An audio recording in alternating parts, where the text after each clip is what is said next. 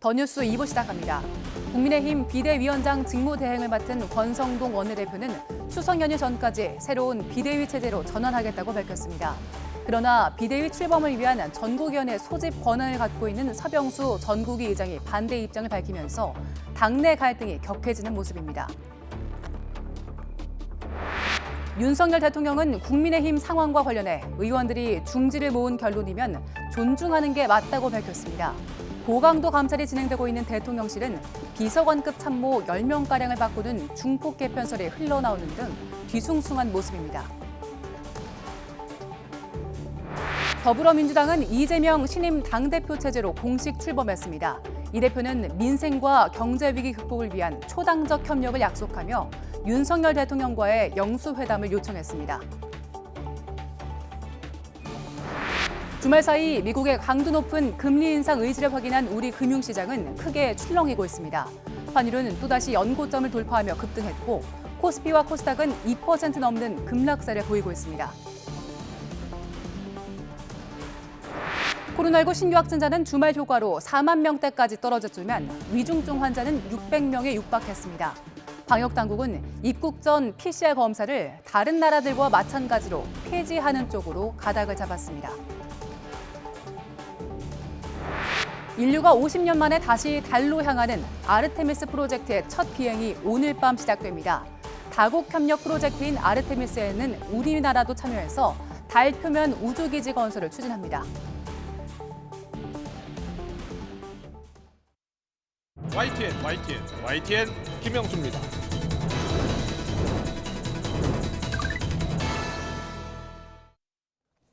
더 정치 시작하겠습니다. 이재명 민주당 대표가 당선 이후 처음 열린 최고위원회의에서 민생 앞에 정쟁은 있을 수 없다면서 다시 한번 영수회담을 제안했습니다. 윤석열 대통령은 오늘 즉답 대신에 여야가 국익과 민생을 위해선 하나가 돼야 한다는 말로 가름했습니다. 전당대회 내내 이기는 민주당을 강조했던 이재명 대표, 대선 3라운드라고 볼 수 있는 차기 총선에서 승리하기 위해 시동을 걸고 있다는 분석이 나옵니다. 친문을 껴안기 위한 통합 행보로 문재인 대통령 사절을 찾는 것도 같은 맥락으로 볼 수 있겠습니다. 지난 3월 대선과 6월 지방선거에서 승리했지만 정책 혼선에 집권 여당 내홍까지 겹쳐서 지지율 위기를 맞고 있는 윤석열 대통령. 쇄신과 통합이 당면 과제로 떠올랐습니다. 오늘 기자들의 질문에 대한 윤 대통령의 답변을 듣고서 더 정치 시작하겠습니다. 우리 당의 의원과 또 우리 당원들이 중지를 모아서 내린 결론이면 그 결론을 존중하는 것이 맞다고 생각하고요. 그리고 충분히 합리적인 또 당과 국가의 장래를 위해서 합당한 그런 결론을 치열한 토론을 통해서 잘 낼 수 있을 거라고 믿습니다. 저는 야당을 포함해서 국회와 함께 일을 해 나가야 된다고 생각을 하고 있고요. 늘 또 그런 말씀을 드렸고 여야라는 것이 경쟁도 하지만 국익과 민생을 위해서는 하나가 돼야 된다고 생각합니다. 네, 국민의힘 지도부가 추석 전까지 새 비상대책위원회 출범을 목표로 당원 당규 개정을 위한 상임 전국위 개최를 추진하고 있습니다. 그런데 전국위원회 소집 권한을 갖고 있는 전국위 의장이자 5선의 서병수 의원은 공개적으로 반대 입장을 분명히 하면서 또 다른 변수가 되고 있습니다. 서병수 의장을 연결해서 자세한 내용 짚어보겠습니다. 의장님 나와 계시죠? 네, 안녕하세요. 네, 안녕하세요. 서병수입니다. 지난번에도 한번 연결을 했는데요. 법안이 주호영 비대위 체제에서 제동을 걸면서 당이 지금 대혼돈 상황에 직면하게 됐습니다. 이 문제를 어떻게 풀어야 된다라고 보고 계신 겁니까? 네, 사실 처음에 시작할 때 예측을 했었습니다만 막상 법원의 가처분 결정 소식을 듣고서 정말 충격적이었습니다. 왜냐하면 저는 이제 조지아, 아제르바이잔 그리고 타지키스탄 이렇게 세 나라를 월드 엑스포 유치를 위해 가지고 활동하다가 어제 저녁에 들어왔거든요. 네. 제가 그 소식을 들은 게 이제 지난 조지아 마지막 날에 들었었습니다.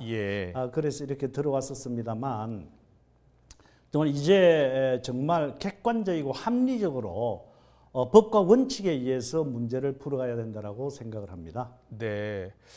그러면 의장님도 가처분 이인이 인용될 것이다라고 생각하지 못하셨군요. 아니요. 가처분 인용은 어쩌면 될 수도 있겠다라고 하는 것이 한 머릿속에 있었고요. 예. 막상 이제 이렇게 되니까 사실 좀 충격이 왔었죠. 네. 그런데 이제는 정말 법원이 이 가처분 인용을 하게 된 계기가 네. 원래 우리가 지금 비상상황이라고 규정을 했지 않습니까? 예, 예. 이거 자체를 무효화시킨 거거든요. 그렇죠. 잘못됐다고 판결을 내린 것이고 예. 그 이후에 비상대책위원장을 결정했던 문제라든가 네. 또 취지를 해석을 하면 비상대책위원회 자체도 지금 존재하지 않는 겁니다. 예. 그렇다면 처음에 권성동 원내대표와 제가 주장을 했던 조기 전당대회도 안 된다, 비상대책위원회도 안 된다, 원내대표의 직무대행체제로 가자라고 했던 그런 일들이 맞는 겁니다. 네. 그러나 그때 당시에는 우리가 상임전국위원회라든가 전국위원회를 열어서 치유할 수도 있겠다라고 하는 생각으로 시도를 했었습니다만은 지금 현재는 그런 것들이 법원에 의해서 전부 부정시 되어 버렸지 않습니까? 네. 그런 절차와 과정을 또다시 이렇게 끌고 가면서 우리가 잘못된 어떤 과정을 이행하고 또 거기에 대한 결과도 나중에 또다시 어떤 갈등 구조를 만들어낼 수는 없다. 그래서 원내대표 직무체제로 가면서 다음의 어떤 지도체제를 논의할 수밖에는 없다 하는 것이 제 생각입니다. 네. 자, 그렇다면은 그 권성동 원내대표요. 아침에 통화하셨다고 네. 하던데 맞습니까? 네, 아침에도 통화를 했고 조금 네. 전에도 토론회 과정에서 만나서 이런 문제를 가지고 서로 이야기를 간단하게 또 주고받았습니다. 네, 근데 권성동 원내대표는 지금 이 사태에 대해서 다수 의원들의 뜻을 좀 따라줬으면 좋겠다. 그리고 네. 본인도 이제 원내대표지만 자신의 생각대로 움직이는 게 아니라 이제 정당의 회의체니까 좀 따라줬으면 좋겠다라고 거듭 요청하고 있는 것 같거든요. 네, 그렇습니다. 권성동 원내대표의 입장을 충분히 이해를 합니다. 예, 예. 그러나 이제 의원총회라고 하는 것이 우리 당의 모든 문제들에 관해서 의사결정을 할 수 있는 그런 이제 의사결정 기구가 아니거든요. 예. 우리 그 야당과의 정책의 어떤 그 조정에 있어서의 역할을 한다든가 정책과 관련되는 여러 가지 이야기들에 관해서 또 상임위원회 문제라든가 본회의 문제에 관해서는 의사결정을 할 수 있는 권한을 가지고 있지만 네. 이 비상대책위원회라고 하는 것은 우리 지도부를 만들어가는 그런 과정이지 않습니까? 예. 의원총회가 그런 권한을 가지고 있지도 않습니다. 그리고 네. 실제 제가 들은 바로는 의원총회에서 그런 것을 결정한 것이 아니고 의견을 좀 모아봤다. 네. 이런 정도라고 보고 있습니다. 예, 알겠습니다. 만일에 이런 것 그러나 이제 권성동 원내대표의 입장에서는 네. 여러 가지 상황을 봐서 많은 의원들이 그렇게 이야기를 하니까 저보고도 그렇게 보조를 맞춰 주면 어떻겠느냐 이렇게 말씀을 드립니다만은 또 이것은 또 다른 문제라고 봅니다. 올바른 길로 가지 않고 잘못된 길로 가면서 그리고 또 이것이 우리가 당을 안정을 시키고 또 대통령의 국정 수행을 하는 데 있어서 도움이 되는 길인 것 같으면 저희들이 적극 발을 붙고 나서겠습니다만 이렇게 진행을 한다면 또다시 잘못된 길로 간다면 우리 당의 국민의 힘의 안정을 기하지도 못하고 오히려 대통령의 국정 운영에도 부담을 줄 것이 뻔한 일 아니겠습니까? 예. 이런 잘못된 길로 가고 있는 것을 우리가 지켜서 그냥 따를 수는 없다. 저는 그렇게 생각합니다. 네, 알겠습니다. 그럼 어떻게 가야 되는지 앞서 이제 이게 이제 사고이기 때문에 비상 상황이 아니기 때문에 네. 원내 대표가 네. 이제 당 대표 직무 대행을 맡는 게 맞다 이런 말씀이시잖아요. 네, 그렇습니다. 예. 그래서 지금 이제 이렇게까지 오는 과정에서도 보면 권성동 원내대표도 실수를 한 적도 있고요. 네. 또 지금 현재 우리 국민들이나 우리 지지자들이 권성동 원내대표에게 책임을 묻고 있지 않습니까? 예. 많은 분들이.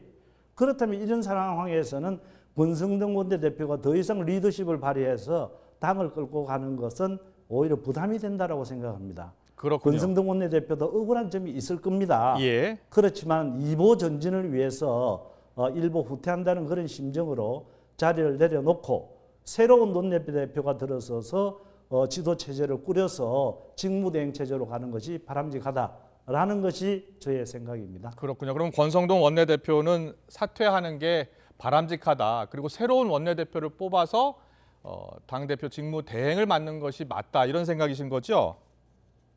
네, 그렇습니다. 예. 정확합니다. 알겠습니다. 그런데요, 비대위원장 직무 대행을 지금 이제 네. 맡게 된 권성동 원내대표, 혹시 직권으로 전국위 소집이 가능합니까?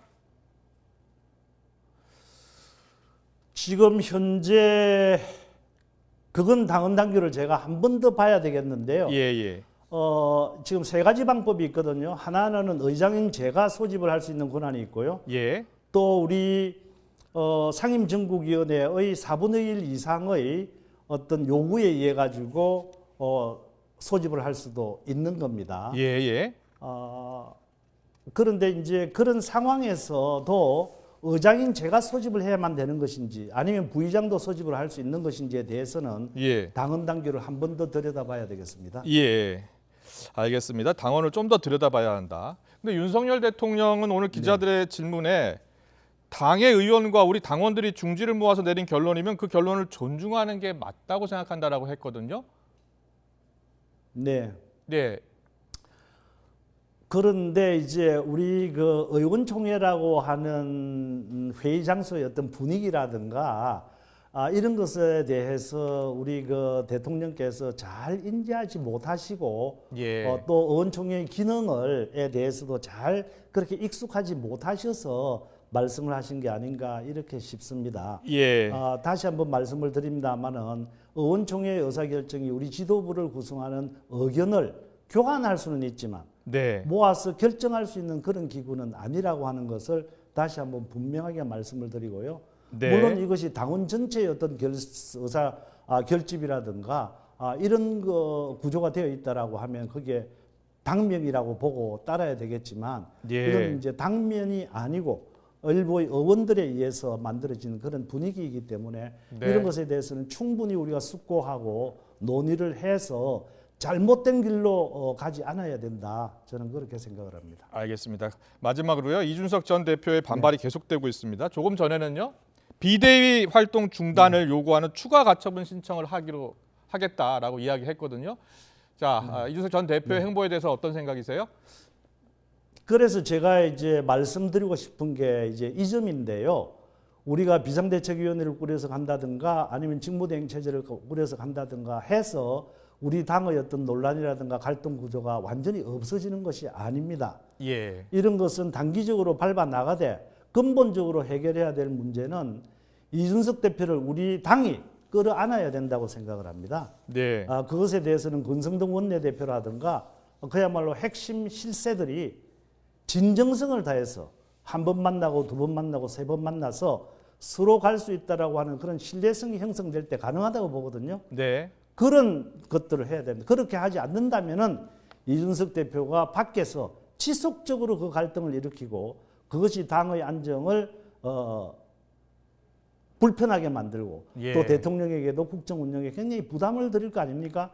이때야말로 핵심 실세들이 움직여야 될 때라고 봅니다. 알겠습니다. 서명수 장님, 그 내일 네. 의총이 열려서 다시 한번 이제 의견을 모아야겠습니다만 만약에 다시 한번 같은 네. 의견이 나와서 네. 만약에 비대위 체제를 다시 가겠다라고 한다면 서명수 장님은 계속 고집하실 생각이십니까? 네. 아니 저는 이 상황 아닌 만일의 예. 의원총회라든가 그동안에 또 논의를 해서 타당한 명분이 있고 예. 또 근거가 있는 그런 제안이 온다면은 뭐 열 수도 있겠죠. 그러나 지금 이런 상황에서는 열 생각이 추호도 없고요. 예.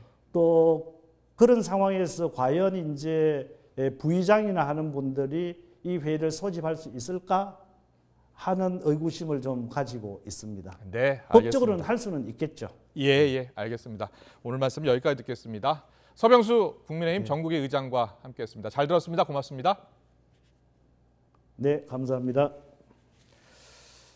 네, 시청자 여러분 어떻게 들으셨습니까? 지금 들으신 것처럼 지도부 공백 사태를 맞은 국민의힘은요. 권성동 원내대표의 직무대행 체제로 새 비대위 구성을 준비하기로 했습니다만 지금 들으신 것처럼 서병수 의장이 새 비대위 출범을 위해서 필요한 전국위 소집은 응할 수 없다라면서 제동을 걸고 있습니다. 잠시 뒤에 자세한 내용을 짚어볼 생각인데요. 민주당 같은 경우에는 이재명 대표가 첫 최고위원회 오늘 주재했죠. 윤석열 대통령에게 영수회담을 거듭 제안했습니다. 오늘의 전국 상황은 김형준 명지대 교수, 배종찬 인사이트K 연구소장과 함께 알아보겠습니다. 어서 오십시오. 네. 안녕하십니까. 안녕하십니까. 국민의힘 상황 먼저 알아보겠습니다. 자, 지금 서병수 의장이 국민의힘 비대위 전환에 대해서 다시 한번 지금 전환을 추진하고 있는데 안 된다라고 지금 이야기하고 있거든요. 서병수 의장이 오늘 지금 저하고 질문 답변했는데 어떻게 들으셨어요? 근데 제가 좀 말씀드리고 싶은 거는 예, 서 위원장 스스로가 인정을 했어요. 예, 당헌 당규를 정확하게 잘 봐야 되겠지만 당헌 당규를 이 상황 속에서 안 본다는 게 있을 수 있나요? 저는 정치 과정을 연구한 연구자 입장에서 볼 때 국민의힘 당헌 제20조에 나와 있습니다. 전국위원회 소집은 상임 전국위원회 의결 또는 최고위원회 의결 또는 제적의원 3분의 1 이상의 요구 있을 때 네. 전국위원회 의장이 소집한다. 서병수 의장이 권한이 없는 거예요. 아, 지금 바로 보셨군요. 아니, 제가 준비해가지고 온 거예요. 네, 네. 자, 이거는 예. 지금 서병수 의원이 자유한국당 때의 규정을 지금 생각하고 있는 것 같아요. 아. 그때는 어떻게 됐었냐면 예. 다만 전국위원회 소집은 위원장이 한다라고 돼 있었어요. 그때는. 근데 이게 그때는요. 바뀐 거예요, 이게. 그렇군요. 그렇죠. 그러니까 만약에 전국위원회 의장이 소집을 안 하면 직무유기예요.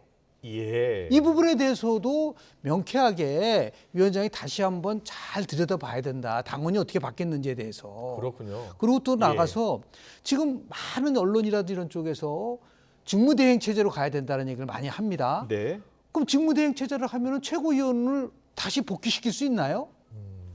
다 사퇴했지 않습니까? 네. 지금 당헌 당규에 보면 9명의 최고위원이 있어요. 네. 그 중에서 지금은 3사람밖에 없습니다. 그러니까 지금 원내대표, 네. 정책위 의장, 그 청년 최고위원 김용태 3사람밖에 없어요. 네. 그러면은 그 사람 가지고서 회의가 진행이 되나요?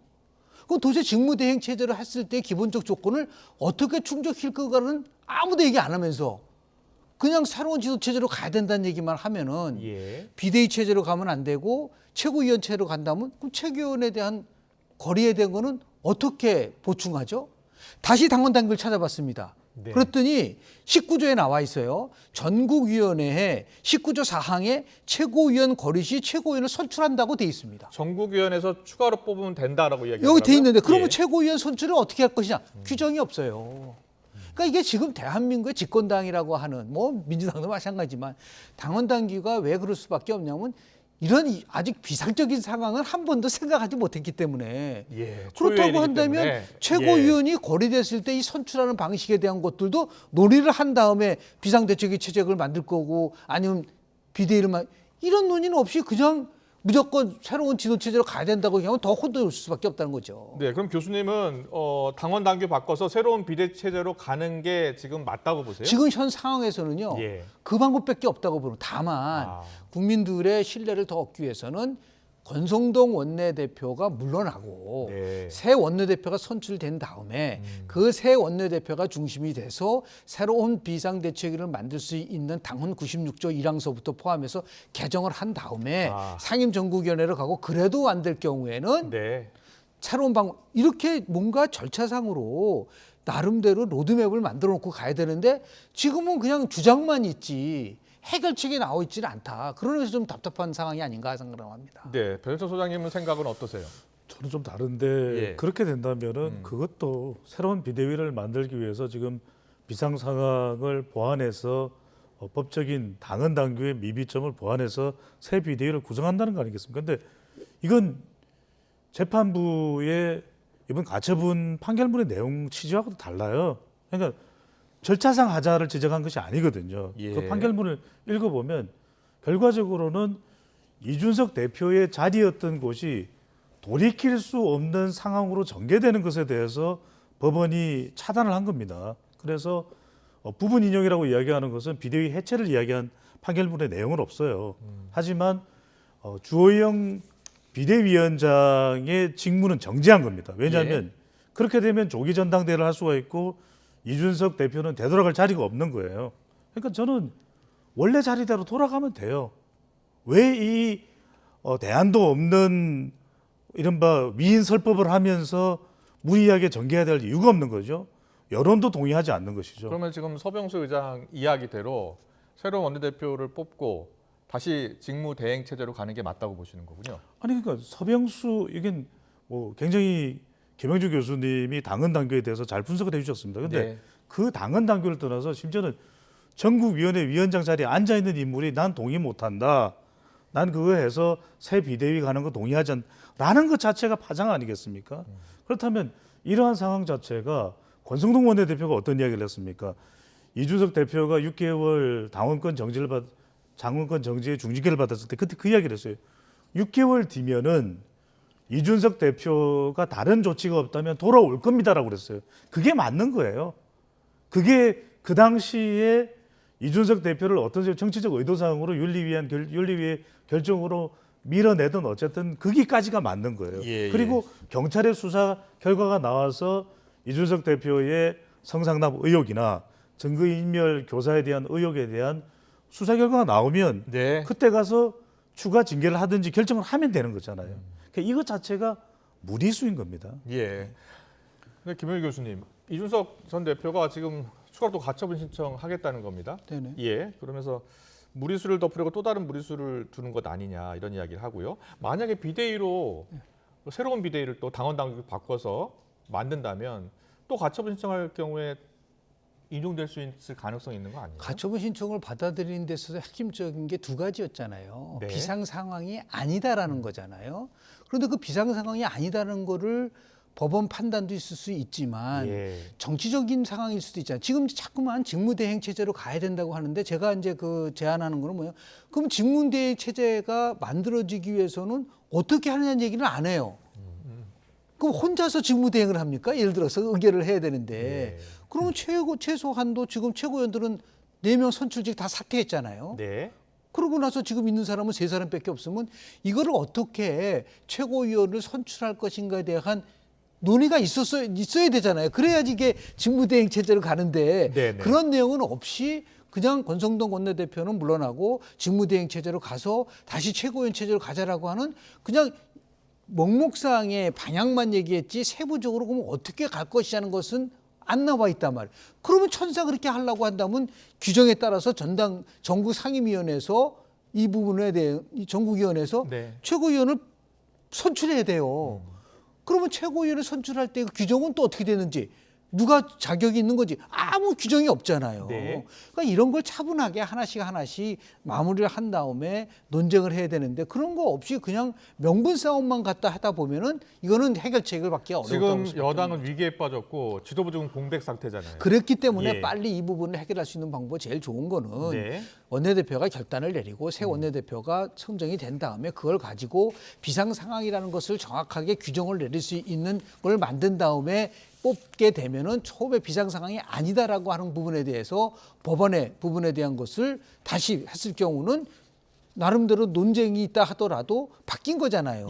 예. 그렇게 갈 수밖에 없게끔 돼 있지 않는가. 이걸 다시 최고위원 선출해서 원내대표 뽑고 최고위원도 뽑고 그때 그 기간 동안에는 공백 상태는 누가 그럼 끌고 갈 거냐라는 거죠. 예. 당을. 그 공백 상태를 누가 끌고 가야 된다고 보세요? 그러니까 지금 그런 상황이니까 할 수 없이 새로운 원내대표를 뽑아야 한다라는 것과 권성동 원내대표가 이제 비대위원장 직무대행을 맡아야 한다. 이 두 가지 중에는 가장 이상적인 거는 신뢰를 잃었다고 한다면 책임을 지고 물러나게 되면 예. 아니 뭐 원내대표 경선이 한 2, 3일이면 뽑을 수 있지 그렇죠. 않겠나요? 예. 그럼 새 원내대표가 들어와서 그 원내대표의 나름대로의 지도력으로 리더십으로 그 당시에 이제 비대위로 갈지 아니면은 정말 최고위로 갈지를 결정할 수 있겠죠. 오늘 권성동 원내대표 이야기 들어보면은 비대위를 다 만들고 그 다음에 거치는 스스로 결정하겠다 이렇게 근데 이야기했거든요. 그게 이제 지금 많은 분들로 하여금 받아들이기가 어려운 거죠. 예. 그러니까 전제 조건은 이걸 풀기 위한 전제 조건은 일단 어차피 새 비대위가 나오면은 본인이 스스로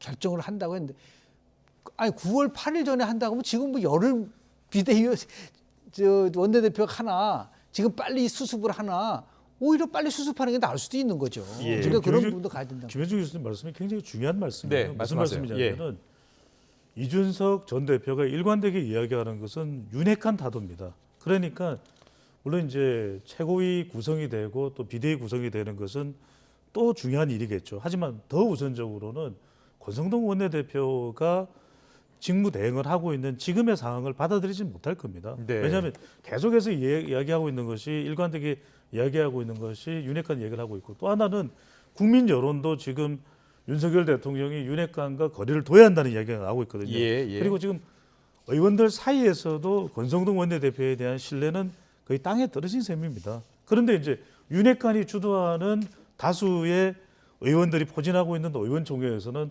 당연히 그래 권 의원이 그래도 지금 이걸 마무리를 해야죠. 이런 이야기가 나올 수밖에 없는 것이거든요. 오늘 아침 윤석열 대통령이 기자들의 질문에 당원이나 의원들의 공통된 의견을 따르는 것을 존중해 주는 것이 맞다라고 표현했잖아요. 그렇죠. 예. 그러니까 윤석열 그게 대통령은 권성동 원내대표를 이렇게 지지해 주는 그런 반응으로 해석해도 되겠습니까? 그렇습니다. 그래서 예. 윤석열 대통령은 지금 국민 여론도 윤핵관과 거리두기 이야기를 하지만 그렇게 하지 못하는 겁니다. 그런데 따지고 보면 여기에 역발상이 있는 것이죠.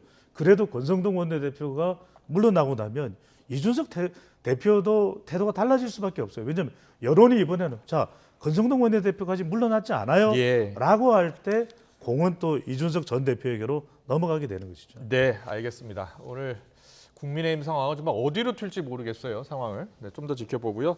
오늘 이재명 대표 이야기 해보겠습니다. 오늘 첫 최고위원회의를 주재하면서 이제 공식 일정 시작했죠. 윤석열 대통령에게 다시 한번 영수회담을 제안을 했습니다. 어떤 이야기했는지 듣고서 이야기 나누겠습니다.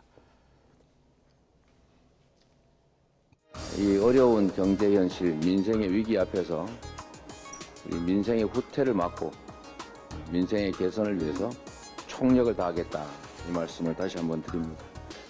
이를 위해서 윤석열 대통령께 다시 한번 공식적으로 영수회담을 요청드립니다. 민생 앞에 여야와 정쟁이 있을 수 있겠습니까? 여야가 초당적으로 머리를 맞대고 의논을 해야 된다고 생각합니다. 네, 이재명 대표는 전당대회가 끝난 뒤에 수락연설에서도 영수회담을 제안한 바 있습니다. 그러니까 오늘 또 제안했기 때문에 두 번 제안을 한 겁니다. 교수님, 영수회담 제안했잖아요. 네. 두 차례나요? 제안한 이유는 어디에 있고 성사 가능성은 어떻게 보세요? 단골 메뉴죠, 영수회담. 저는 뭐 개인적으로 대한민국의 잘못된 것 중에 하나가 영수회담이라고 저는 봅니다. 예. 아니 대통령하고 야당 대표가 만나서 다 처리하면 국회가 있을 필요가 뭐가 있죠? 국회의원 300명 들 필요 없어요. 그리고 또 하나는 지금 이재명 대표가 얘기하는 민생을 우선해야 된다는 것에 대해서 전적으로 동의를 합니다. 예. 그런데 저 앞에 나와 있는 윤석열 대통령이 다시 한번 요청을 하면서 민생 앞에 여와 정쟁이 있을 수 있겠는가 얘기를 했는데 그 다음 거를 들어보면은 진짜 민생을 챙기려고 하는 것이냐. 뭐라고 얘기했냐면 감세 안 됩니다. 복지 후퇴 안 됩니다. 그리고 무조건 평화로 가야 됩니다. 이렇게 나오면서 만나서 과연 합의점을 도출할 수 있나요? 예. 완전한 제로 상태에서 우리도 요구하지 않겠다.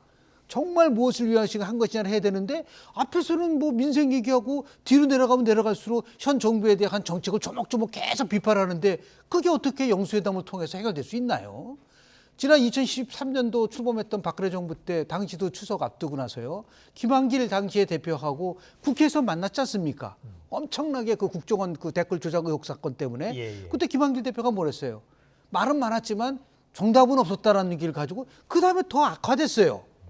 그러니까 이런 것들이 영수회담이 마치 뭔가 큰 일을 한 것처럼 되지만 너무 지나치게 정치적 상징성만 갖고 있는 부분들이 있기 때문에 예. 그거보다는 이제는 국회가 중심이 돼서 문제를 풀어갈 수 있게끔 의원들에게 자율성을 주고 의원들에게 훨씬 더 많은 권한을 줘서 여야가 함께 머리를 맞대고 할 수 있는 의회 민주주의로 빨리 복원을 해야 된다고 봅니다. 예. 예를 들어 미국에서 여야 영수회담 들어보셨어요?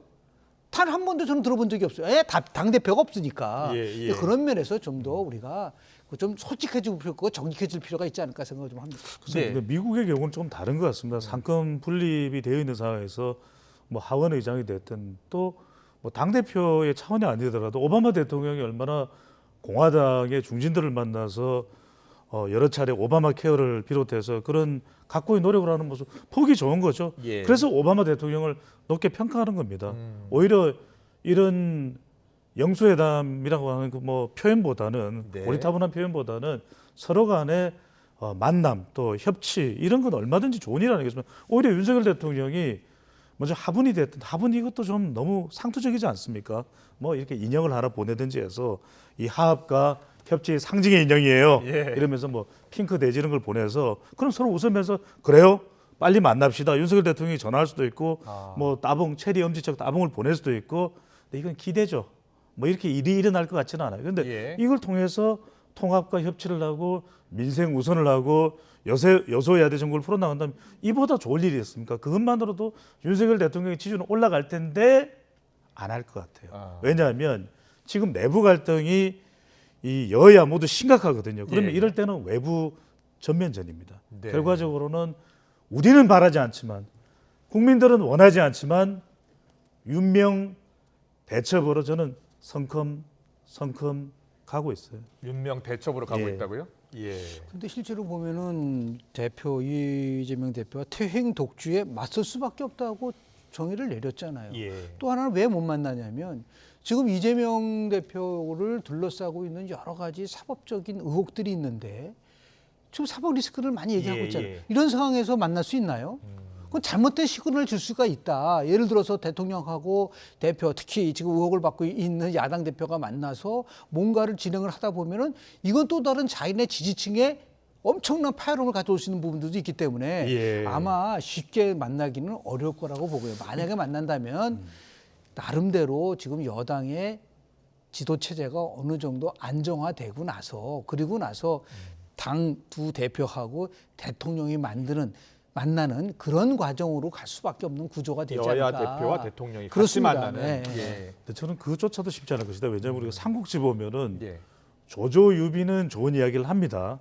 하지만 결국 밑에서 장비와 여포는 싸우잖아요. 왜냐하면 지금 최고위원으로 당선된 박찬대 의원 찐명계로 분류가 되고 있거든요. 예. 김건희 특검법 하자는 거잖아요. 근데 오늘 최고위원회에서 그렇게 이야기했습니다. 만날 수 있습니까? 예. 만나기는 어려워지는 거죠. 그렇군요. 알겠습니다. 그런데요, 오늘 윤석열 대통령 지지율이 나왔는데 소폭 상승했습니다.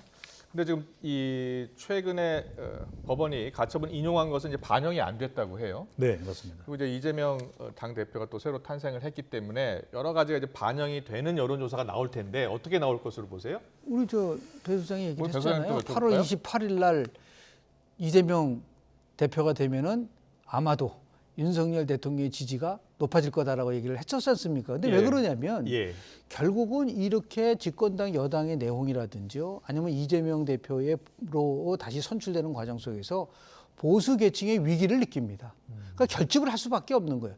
그래 좋아서가 아니라 예. 이 상황을 어느 정도는 받쳐줘야 된다고 하니까 제가 볼 때는 지금 한 33% 정도 나오지 네, 않았습니까? 이게 떨어지지는 않을 거라고 좀 봐요. 그래서 한 35, 37 정도까지는 올라갈 수 있는 게 결국은 여야가 격렬하게 대결하고 그리고 뭐 지금 얘기하는 윤명 대첩이라고 얘기하는데 네. 윤명 대첩이 시작이 되면 자연스럽게 보수층이 결집을 하는데 결국은 키는 누가 들고 있느냐? 중도층이죠. 이 중도층이 누구의 손을 들어주냐에 따라서 40%로 넘어갈 수 있느냐 아니면 그대로 30%대로 고착하느냐 그런 좀 국면에 접해 있지 않을까 생각을 네. 합니다. 30% 고착이냐 아니면 더 넘어서서 40% 넘어갈 것이냐 어떻게 예상하세요? 당분간은 저는 30%대 지지율로 조금 더 올라갔습니다. 그게 왜냐면 아직까지도 윤석열 대통령의 지지율이 국민의힘 지지율보다는 낮은 편입니다. 그러면 전쟁을 하게 되면 일단 정당이 먼저 결집을 하거든요. 그러니까 그렇군요. 국민의힘 지지율까지는 올라갈 것이기 때문에 35%대 내외에 중반대까지는 올라갈 수밖에 없다. 그 다음은 저는 중요한 것이 결국 중도층도 중요하지만 이 싸움을 지켜보는 MZ세대도 상당히 저는 민감하게 움직일 수밖에 없을 것이거든요. 이 속에는 또 이준석 대표가 있는 것이고 또 배우자 간의 상호접도 전쟁입니다. 김건희, 김혜경의 또 부부 대첩입니다. 네. 부부 대첩 이야기까지 나왔네요. 그거는 뭐 솔직한 얘기로 얼마나 많은 영향을 줄지에 대한 거는 이제 경험적으로 우리가 분석을 좀 해봐야 되겠지만 말이죠. 20, 30대에서 저는 이제 조금 입장을 달리하는 게 이준석 사태 때문에 20, 30대가 돈다는 데 대해서는 저는 동의하지 않아요. 왜냐하면 지금도 보면은 30대, 40대의 지지율이 굉장히 낮는데 네. 30대가 10%대밖에 안 돼요.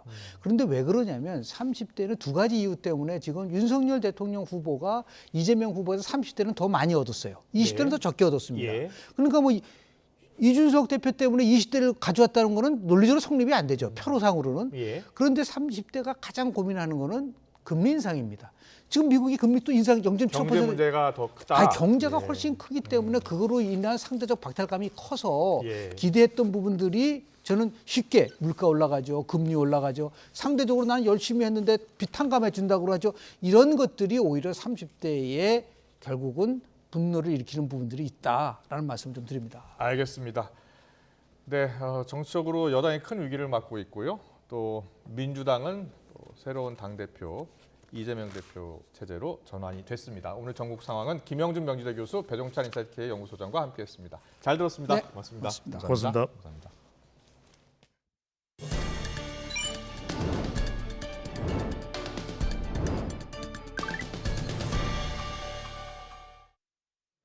오늘부터 배달 음식을 주문하면 일회용이 아닌 다회용 그릇으로 받을 수 있게 됩니다. 일회용품 쓰레기를 줄이기 위해 오늘 강남구에서 시범 운영에 들어갔는데 서울시는 점진적으로 시행 지역을 늘릴 예정입니다. 현장에 취재기자 나가 있습니다. 황윤태 기자. 네, 서울 역삼동의 다회용기 세척 공장에 나와 있습니다. 네, 지금 들고 있는 다회용기가 배달 주문에 사용되는 겁니까? 네, 그렇습니다. 제 뒤로는 세척 공장이 있는데요. 점심시간이 끝난 뒤 수거된 다회용기들을 세척하고 있는 모습입니다. 각 가게를 돌아다니며 그릇을 수거한 트럭들이 분주하게 오가는 모습도 보입니다. 이 공장에서는 하루 최대 10만 개의 다회용기를 9단계에 걸쳐서 설거지할 수 있습니다. 오늘부터 서울 강남구에서 다회용기 배달이 시범 운영에 들어갔습니다. 이곳 세척 공장도 덩달아 바빠졌는데요. 용기는 대용량 세종류와 양념통 등 모두 11가지입니다. 급식판도 있는데 대량 주문을 받을 때 사용합니다.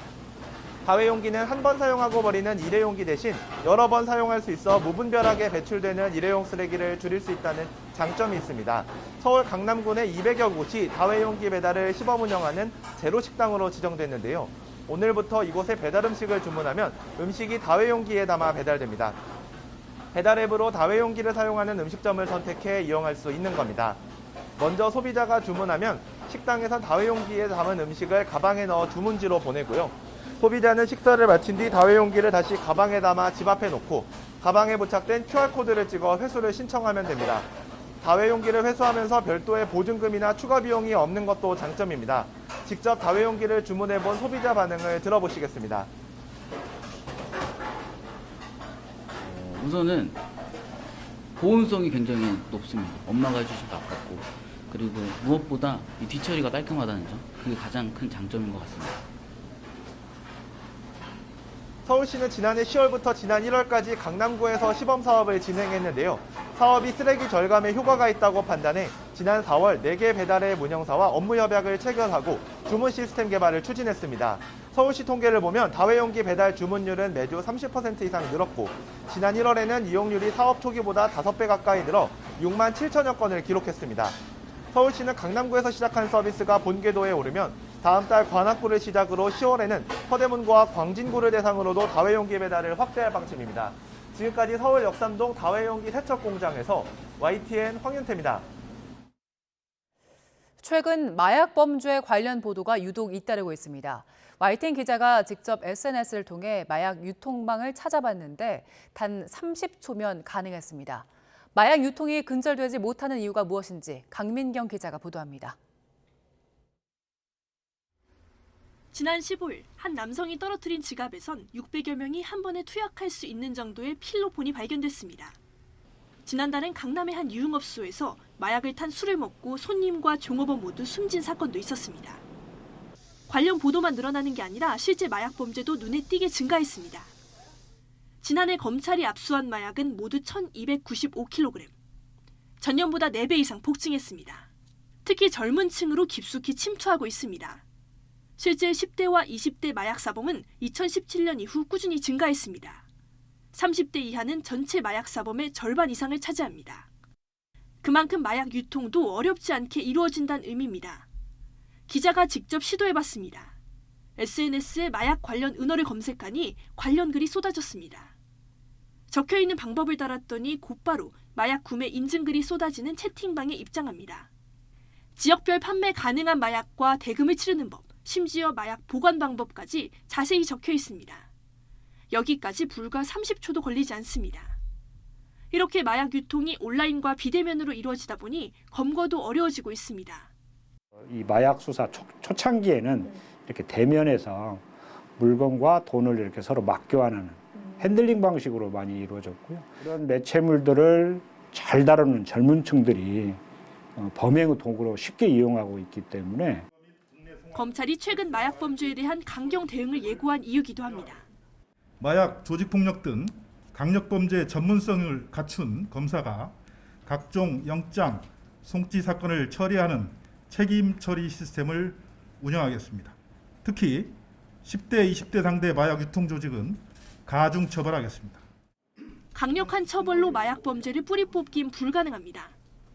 무엇보다 단 30초면 마약에 접근할 수 있지만 그로 인해 자신의 평생의 삶을 잃을 수 있다는 걸 잊지 말아야 할 겁니다. YTN 강민경입니다.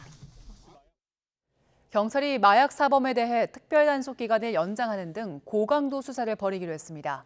경찰청은 이번 달부터 시행 중인 하반기 마약류 사범 집중 단속 기간을 기존 10월에서 12월까지로 연장한다고 밝혔습니다. 특히 클럽이나 유흥업소에서 이용객의 투약 혐의가 확인되면 업소 관계자의 조직적 유통이나 방조 여부도 수사할 방침입니다. 한덕수 국무총리는 종합부동산세 부담 완화 법안과 관련해 국민을 위한 정치, 국민을 위한 정책이라면 조속히 타결돼야 한다고 밝혔습니다.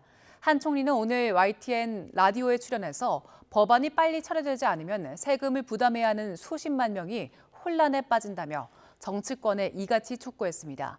특히 야당이 그동안 종부세 개선을 약속한 바 있다면서 야당과 절충점을 분명히 찾을 수 있을 거라고 강조했습니다.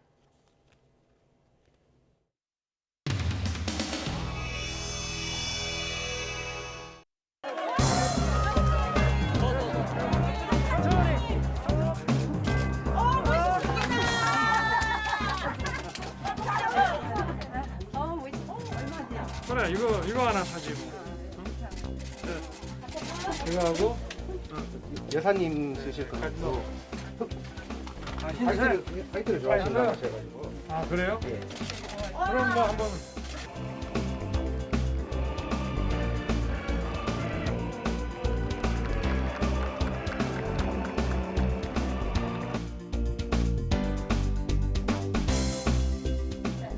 다음은 오영환 의원님 질의해 주시기 바랍니다. 이 5월 10일 윤석열 대통령의 취임식에 현재 재판이 진행 중인 주가 조작 사범의 가족들과 극우 유튜버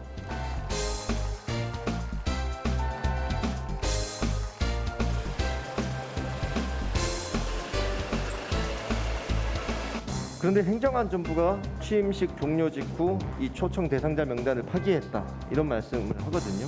초청 대상자 명단 관리의 주체가 행안부라고 생각하십니까? 그 대통령 취임준비위원회라고 저는 생각합니다.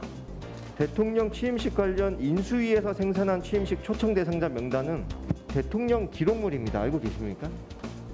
대통령 기록물법 제2조를 보면요. 이 대통령 기록물을 폐기하려면 이 관보나 홈페이지 등에 이 고시를 해야 됩니다.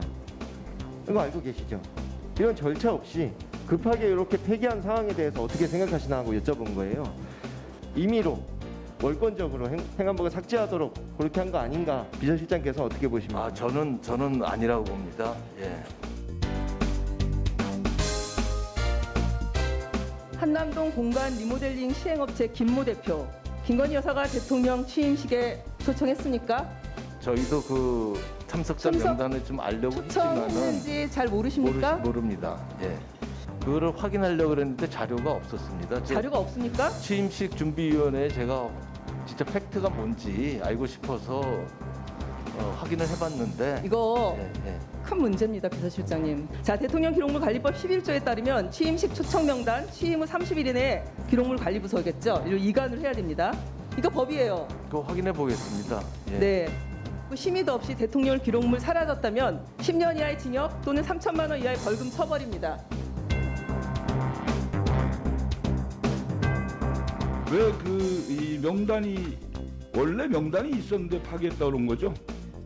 인터넷이나 이메일로 추천과 신청을 받은 명단은 취임식 직후에 다 파기했다는 그런 내용입니다. 근데 그 중에서 공문으로 받은 명단은 여전히 처음부터 지금까지 명단이 있는 것이고요. 법에 위반이 되니까 지금 다시 말을 바꾸는 거 아니에요? 행안부에서 그런 건 아닙니다. 관련 문서 일체를 파기했다고 행안부에서 발표를 했잖아요. 그것은 아마 실무자가 잘못한 것 같은데 처음부터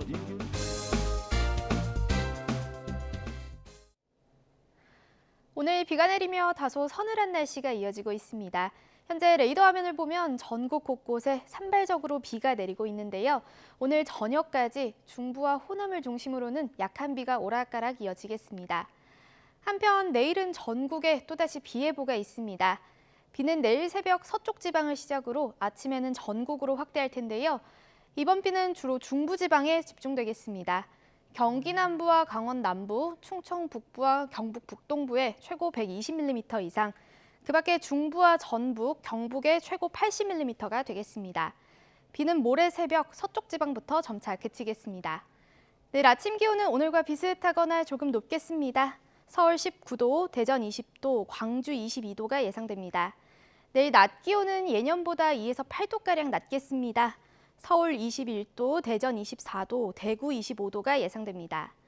주 후반부터는 다시 30도 안팎의 늦더위가 이어질 전망입니다. 날씨였습니다.